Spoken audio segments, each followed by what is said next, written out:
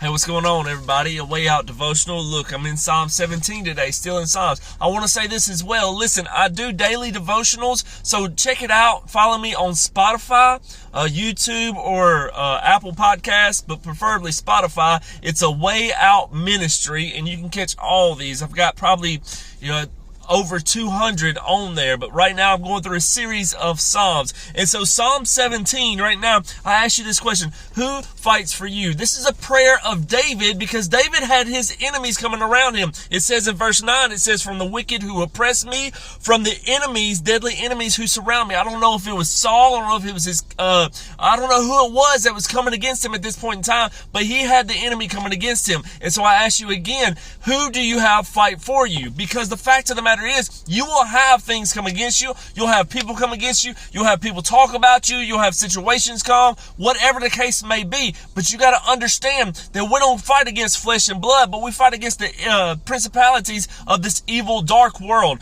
But who do you have fighting for you? And so I'm going to read it, but not all of it, just kind of jump through it. Verse 1, "Hear a just cause, O Lord. Attend to my cry. Give ear to my prayer, which is not from deceitful lips." Here David is. He's like, listen to me, Lord. Lord, I'm calling out to you. I'm calling and asking you to do it. Verse 2, "Let my vindication come from your presence. Let your eyes look on the things that are upright." In other words, he says, my vindication, I could go out there and try to vindicate for myself. I could go out there and try to take revenge, but I desire for you, oh Lord, to take vindication for me. Listen, I seen somebody earlier post something about, should I say this? Should I say that? How should I fight? And I asked them the question, what's the motive behind it? Because here's the thing about it. Are we trying to be the ones that fight our battles, or are we allowing Christ to fight our battles? Are we allowing the Lord to fight for us?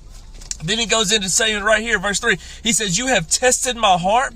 You have visited me in night. You have tried me and found nothing. I have purposed that my mouth shall not transgress." Right here, David is saying, listen, you've searched me, Lord. Psalms 139, 23, and 24, he says, test me, search me, see if there's anything offensive in me.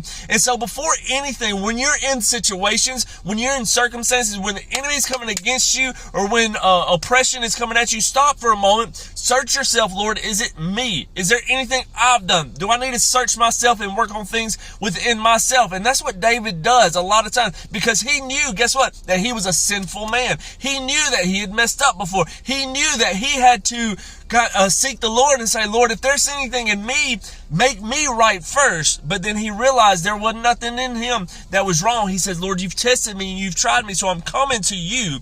And then verse 5, he says, uphold my steps in your paths, that my footsteps may not slip. Verse 6 and 7, I have called upon you, and you will hear me, O God. Incline your ear to me and hear my speech. Show your marvelous loving kindness by your right hand. O you, save those who trust in you from those who rise up against them. In other words, David right here saying, I trust you, and I realize that the battle is not mine, but it belongs to you, Lord. And so I desire for you to vindicate for me right now, wherever you're at, whatever's going on in your life. Who is fighting for you? Are you the one trying to go out there and take revenge? Are you the one out there trying to make things right? Are you trying to fight for yourself? Are you sitting back seeking the Lord in prayer and having the Lord fight your battles? Because listen, there's a lot of times that we can run on emotions, we can run on hurts and offenses and all these other different things and try to vindicate ourselves. And guess what? It will work for a moment, it will work for a season,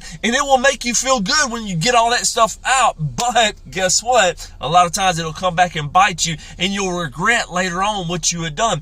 Don't try to just go ahead and do something right now in the spur of the moment. I was thinking this earlier, are you seeking wise counsel, or are you running in, or are you leaning in on your own understanding? We make a lot of decisions on our own understandings, but if we would stop, pray, seek wise counsel, we would then turn it over and allow the Lord to fight our fights instead of us making rash decisions based on emotional feelings that we have in the spur of the moment. And so verse 8, 9, he says this, he says, keep me as the apple of your eye, hide me under the shadow of your wings, from the wicked who oppress me, from the deadly enemies who surround me. Listen, you are the apple of his eye. And the thing about that, the metaphor behind that is the apple of the eye is the pupil of the eye, the middle piece of the eye. It's the most part that desires the most protection on the body. And he's saying that right there. You are the apple of God's eye, the most valued part of his being or whatever that he protects. Like he protects you just like we protect our eyes through our eyelids by blinking or whatever the case may be. You are the apple of his eye. Guess what? He has his eye on you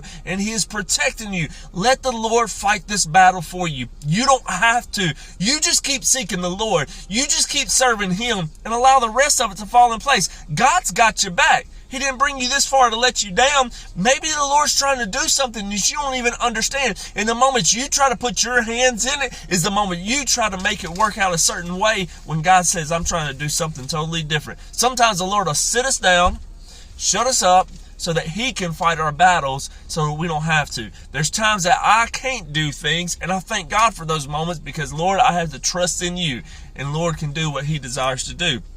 And then he just continues to go on throughout that. But verse 15, he says, even though going through all this, he says, as for me, I will see your face in righteousness. I shall be satisfied when I awake in your likeness. He always ends his prayers and his songs with hope in Christ. Despite your situation, despite your circumstances, know that today your hope is in Christ, the one who fights for you. So go today, seek the Lord, turn it over to him, lay it at his feet, and allow the Lord to fight for you. Y'all have a great day. God bless.